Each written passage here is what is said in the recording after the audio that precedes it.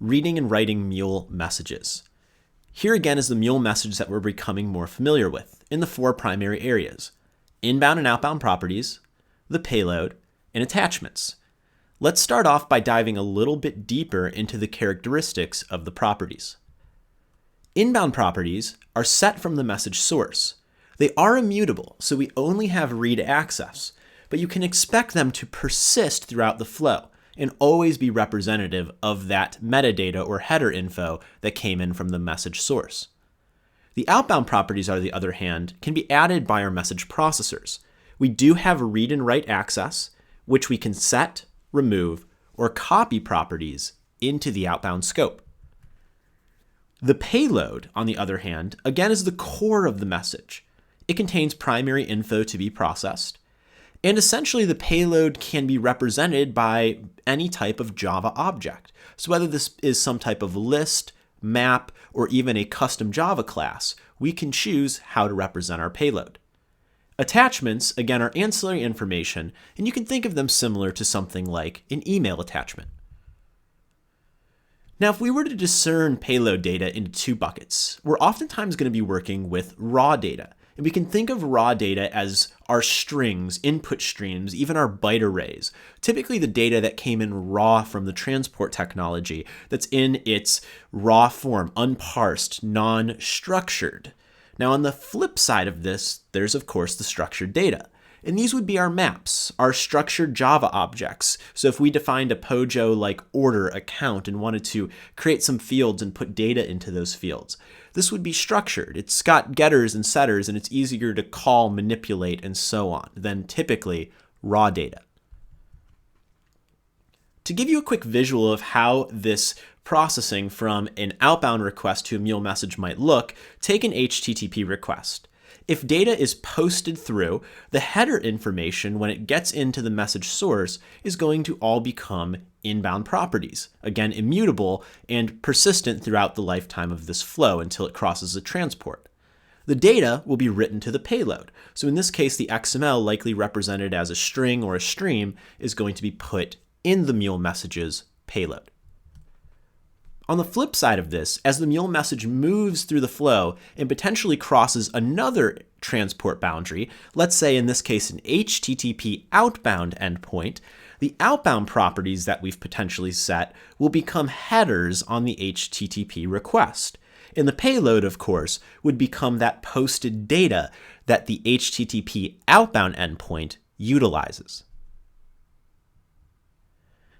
Now, what different types of transformers do we have available to us exactly?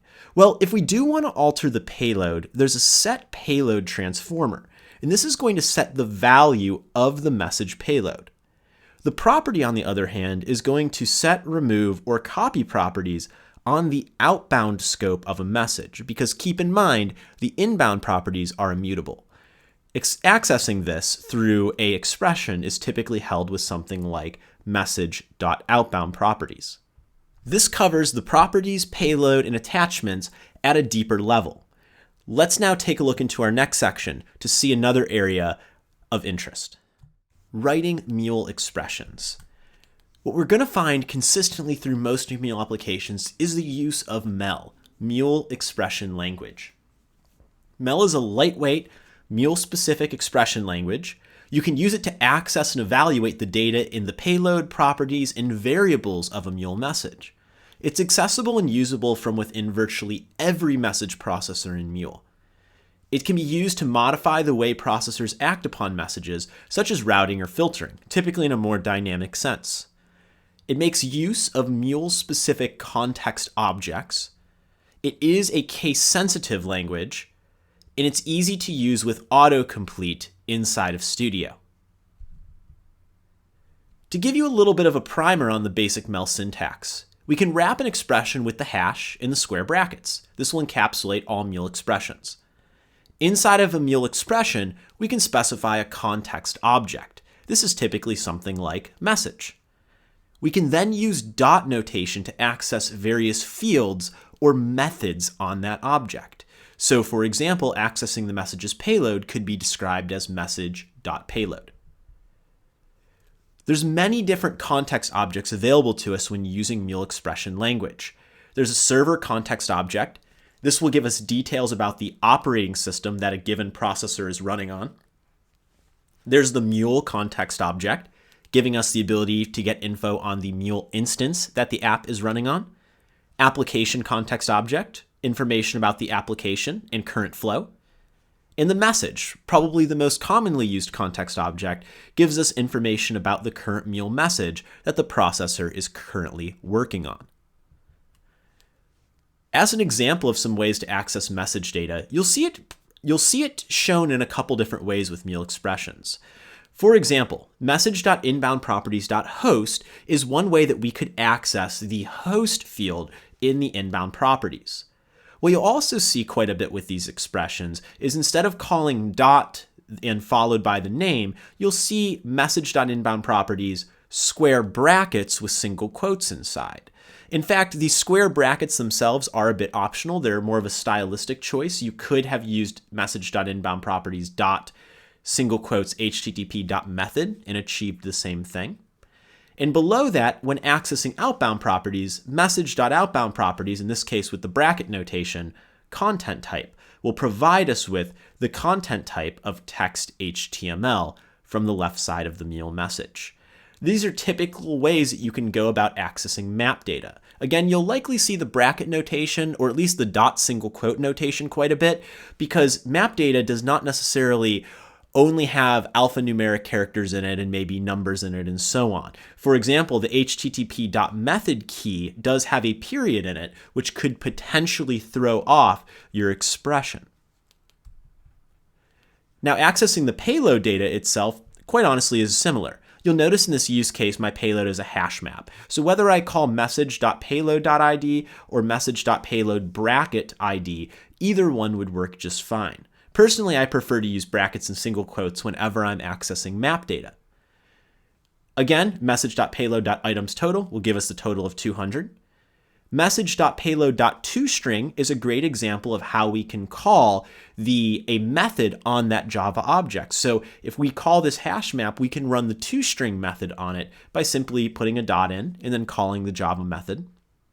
And if you are interested in a shorthand for accessing the payload, you can put in payload in the expression, and the message would simply be assumed.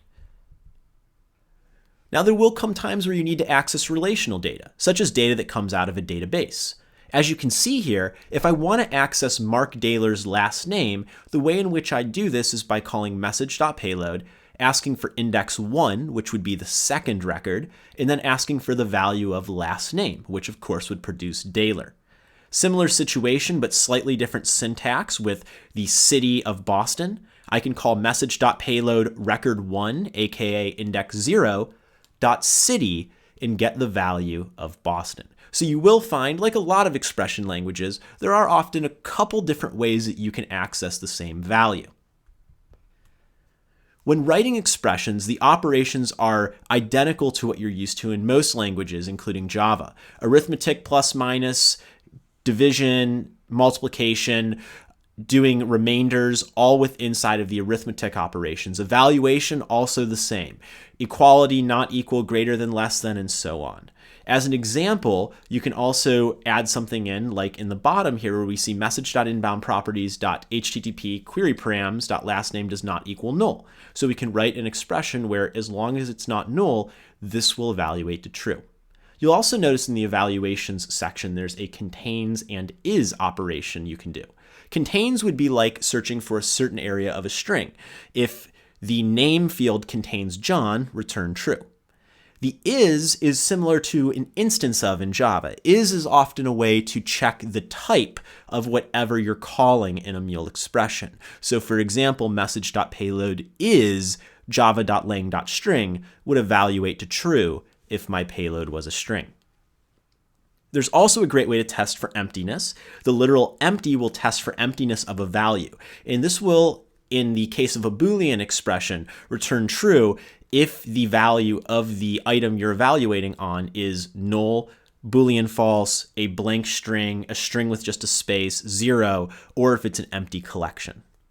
You can also do data extraction. So if you're really good with an XPath or like a regx champion, you can go in and you can add in an XPath expression with the syntax, also a regular expression quite easily. All right, now let's try to apply a bit of the things that we've learned here. What we're going to do next is try to read and write some message properties. But in the process of reading and writing message properties, we're going to go in and write some Mule expressions. We're going to use debugger to read inbound and outbound properties.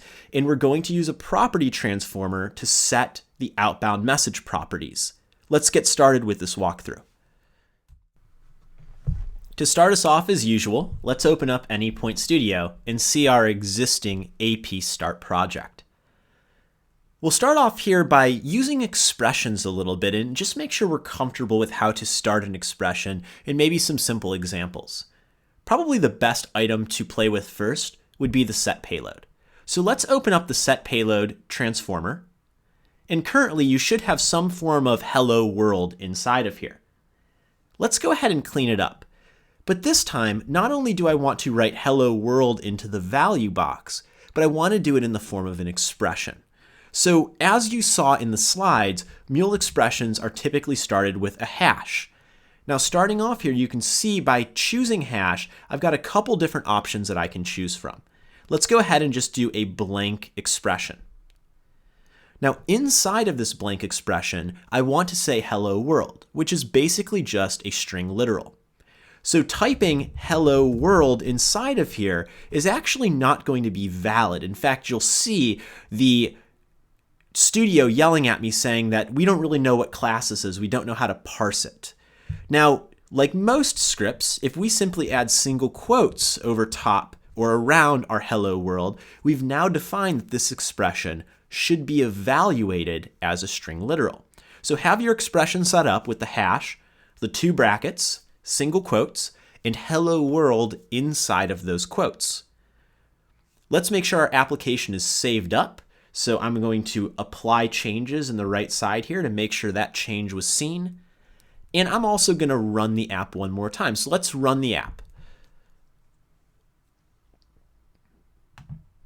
Now, upon running this application, if you had a previous ESP running, again, you might get a prompt. That's okay. We'll hit yes to this.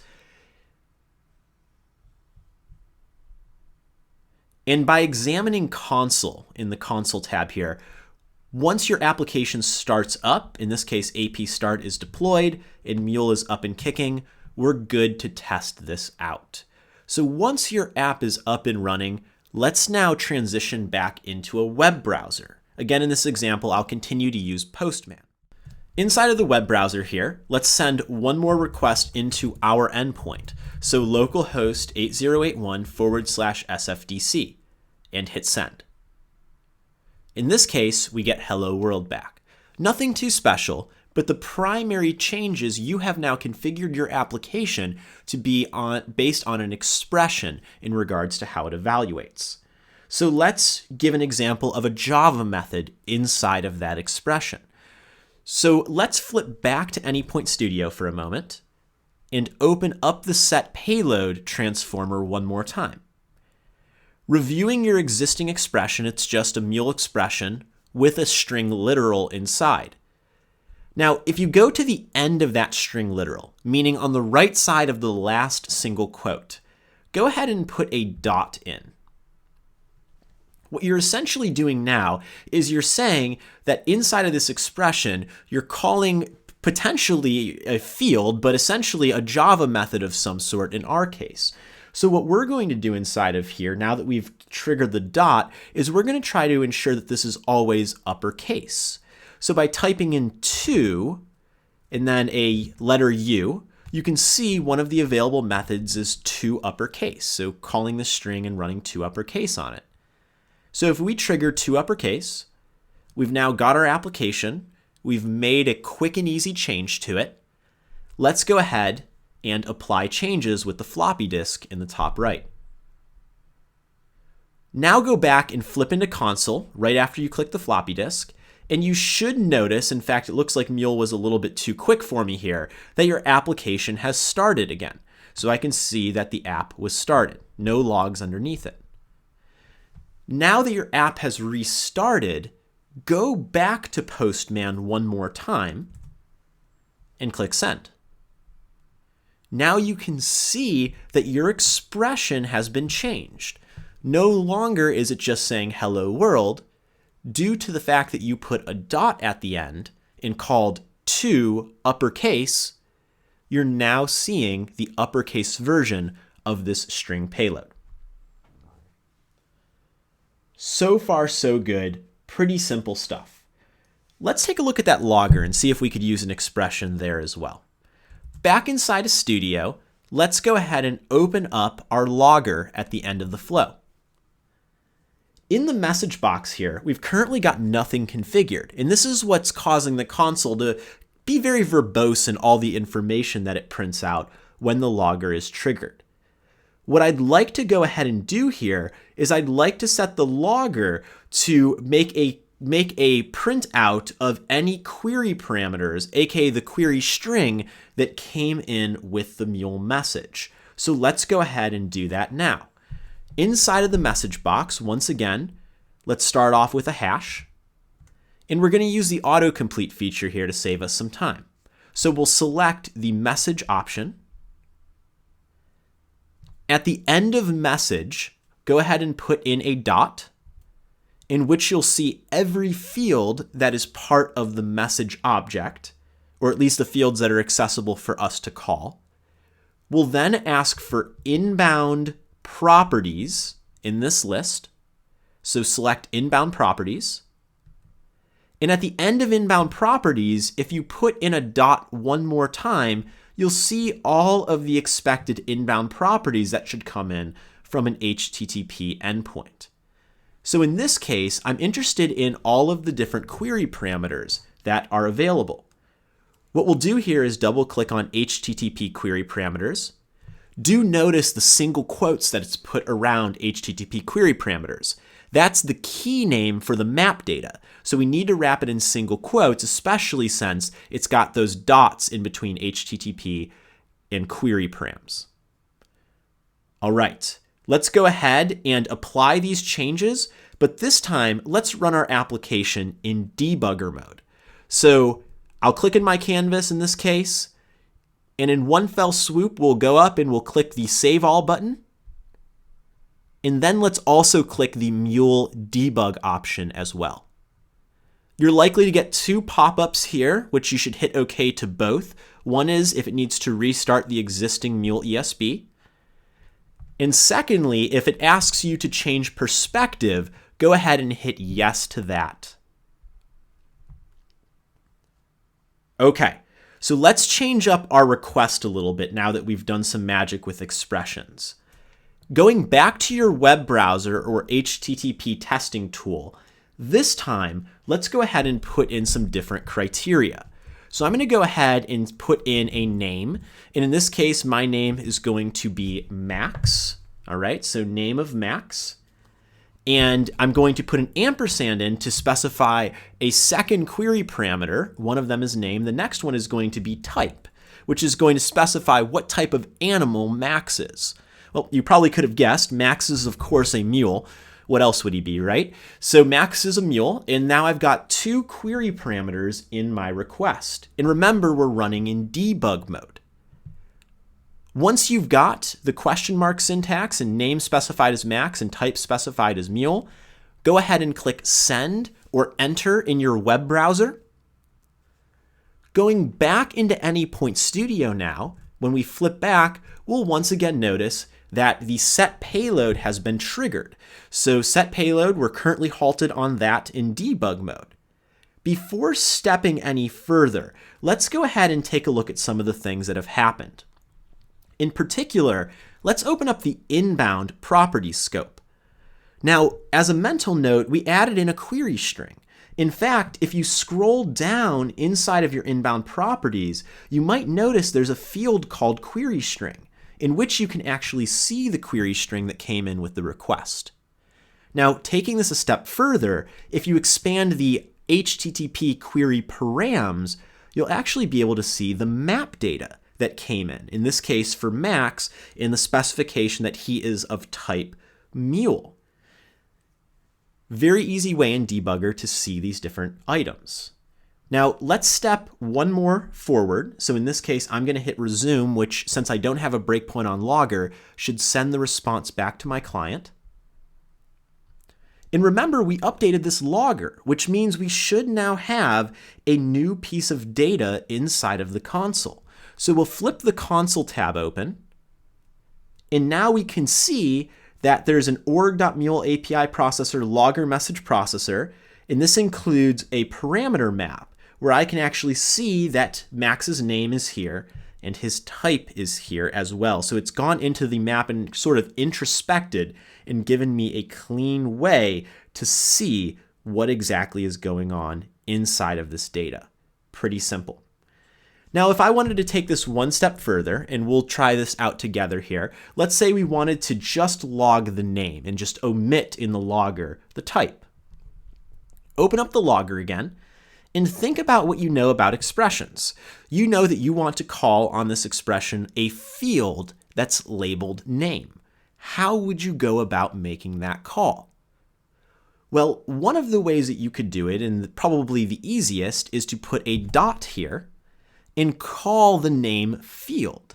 So if we type in name, this case, if all works well, we should see that just Max gets logged in the logger.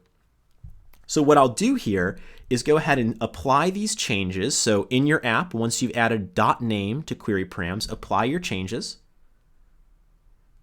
Go back into your HTTP testing tool and send the same request through one more time. Head back into Anypoint Studio. And now that we've crossed the transport boundaries, we know any query string should have been written to inbound properties. If we step through one more time and send the request back to the client, opening up console should reveal that now our logger is only logging Max because all we're asking for is that particular field. Okay. So you've seen some inbound properties now. You've seen some in particular that the query string has written to. What if we want to actually write our own property? In other words, what if we want to send a request outbound, put an outbound property in? So let's do this. In between the set payload transformer and the logger, let's go ahead and search for, via our palette, a property. Now, be careful here. You can look up message properties and documentation. For the time being, we want to use the property transformer. This is the most recent way to work with properties in Mule. So we'll drag the property transformer in between set payload and the logger. We'll also double click or select the property element once we've dragged it in so that we can configure it. Now, essentially what we'd like to do here is we'd like to specify a particular property, okay? So in order to accomplish this, let's go ahead and click Set Property. And under Name, we'll go ahead and specify QP name, just as a different key. Under the value here, let's go ahead and call this particular inbound property. So what we'll do is we will say, once again, message dot, so in our value, message dot, we'll choose inbound properties once again, put another dot in, we'll choose query params, and let's go ahead and add in one more dot in which we will ask for the value of name. Now, very simply here, when we go in and debug again, we should actually see something written to the outbound property scope. So what we'll do as well, just to make sure everything works good, we'll go inside of the logger, and let's go ahead and change this expression to simply ask for the outbound property of QP name. So I'll go into my expression here, and I will call instead of message.inbound properties, okay, we'll just back it off to there. We'll call message.outbound properties, and then add another dot on. And notice, based on autocomplete, Mule is aware of the fact that you're setting an outbound property here. So at the point of this logger, Mule, or Anypoint Studio rather, is aware that QP name is going to be an option to use inside of this configuration. So I'll choose QP name inside, and now I'm logging the QP name. As one final step, let's go ahead and save all of our changes up. So we'll click in the canvas here, make sure we do a save all, and let's run in debugger one final time before we end this section. Once your application has started up and debugger is up and running, send one more request through your web browser or your HTTP tool. All the same criteria is perfectly fine. Once you've sent the request through, go back into Anypoint Studio where you're currently debugging, and you'll see, as you probably expected, that set payload is currently halted. Now, once again, if we open up the outbound scope, of course, there's nothing triggered in here yet. Let's use the next processor option to jump to the property transformer. The change here, once again, is that our payload has been set to hello world, but still no outbound property. And if we go to next processor one more time, now you'll notice we have written an outbound property. So we've basically taken the inbound prop, written it as an outbound prop, and QP name max is officially an outbound property on the Mule message. So we've actually changed to the other scope. Now, if I send through one more time and go into console, I can still see that max is being logged, which is good. But to kind of bring this all full circle, what's the big deal about an outbound property? Why is it much different than an inbound property? Why did we need to copy it in this sense? Well, in this example, think about your client. We've not only sent a request into HTTP, but our client is expecting a response back from HTTP. So one of the great things about using Postman as a testing tool here is without opening up developer tools, I can easily show you other areas of the response. Here we can see the response was hello world. But if I open up my headers, notice that when the Mule message crossed the transport boundary in the HTTP header, max was written under the key of QP name. So hopefully this gives you a little bit of a better idea of how these different scopes work with inbound and outbound, and also a little primer on expressions. For one final note to leave you with regarding Mule expression language, there is a really great reference guide on the MuleSoft documentation website. It might be helpful to bookmark this so as you go through your class you have it to check out. There's also a Mel language tips page on the documentation that might prove helpful as well. For now, that's all we need for properties and Mel. We're going to see it much more in future modules, but for the time being, let's continue on to our last section.